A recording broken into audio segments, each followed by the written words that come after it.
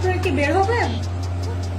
হ্যাঁ, আমি তো শব্দ শুনতেছি এখানে বসে বসে। না না, রোজা বলতেছে যে আপনারা এখানে কি করে, পরে মেয়েটা বলতেছে যে না আমি আমার বয়ফ্রেন্ডে সান্ত্বনা দিতেছি। তো সান্ত্বনা দিবি দিবি শব্দ ওকে। বাংলাদেশে যে সমস্ত ঘটনা ঘটতেছে এগুলা বলতে গেলে হাসি পায়, আবার না বলতে পারলে কাশি পায়। মানে কি আর বলবো, মানুষের কতটা দয়া শরীরে চিন্তা করেন। গতকালকে একটা ভিডিও দেখলাম, হচ্ছে একজন বাবা খাইতে চাইতেছে আর কি, বাবা খাওয়ার জন্য প্রিপারেশন নিচ্ছে। তো সেই মুহূর্তে আবার পুলিশ ওখানে হাজির।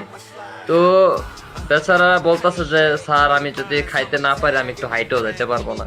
তো পুলিশ আবার কত ভালো চিন্তা করেন, সে পুলিশ বলতেছে যে না বাবা তুই খা, তুমি যেটা খাবার খাও, আগে খাইয়া নে, সমস্যা নেই।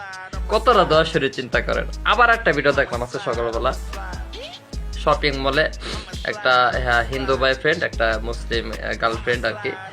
তো তারা হয়তোবা সান্ত্বনা দেওয়ার জন্য হয়তোবা ওয়াশরুমে গেছিল, ওয়াশরুমে মেয়েটা ছেলেটা একসাথে হয়তোবা মেয়ের ছেলেটাকে সান্ত্বনা দিতে ছিল, আর এই সাউন্ডটা হয়তোবা অন্য ওয়াশরুমে থাকা কোনো পাবলিক পাইছে।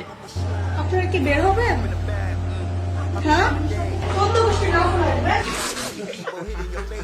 আমি তো শব্দ শুনতেছি এখানে বসে বসে। না না, রোজা মাসে এগুলা কিভাবে করেন আপনারা? তো সাউন্ড পাওয়ার পরে কি করছে, এসে তারা বলতেছে যে আপনারা এখানে কি করে, পরে মেয়েটা বলতেছে যে না আমি আমার বয়ফ্রেন্ডে সান্ত্বনা দিতেছি। তো সান্ত্বনা দিবি দিবি শব্দ ওকে।